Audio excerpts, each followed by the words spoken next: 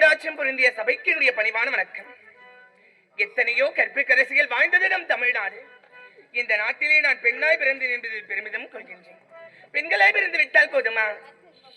கற்பிற்கரசி கண்ணகியாகவும், சொல்லின் செல்வி சீதையாகவும், மாண்புக்கரசி மண்டோதரியை போலவும் பெண்களாய் பிறந்து விட்டால் அச்சம், மடம், நாணம், பயர்ப்பு என்று சொல்லக்கூடிய நல்வகை குணத்தோடு நாம் பிறந்த வீட்டிற்கும் நாம் புகுந்த வீட்டிற்கும் பெருமை தேடி தருபவே பெண். இருந்தாலும் இது எந்த நாடு? இதுதான் நிகண்டாபுரி கோட்டை என்று உரைப்பார். இந்த நிகண்டாபுரி கோட்டை எரிகண்டாசுரனுக்கு மனைவியாக சுலோச்சனா என்ற பெயரோடு எவ்வித குறைகள் இல்லாமல் வாழ்ந்து வருகின்றேன். அப்படி இருந்தாலும் கணவரை பார்க்க வேண்டும். அதற்கு முன்பதாக அவையில் இருக்கக்கூடிய காவலர்களை காணவில்லை. யாருப்பா?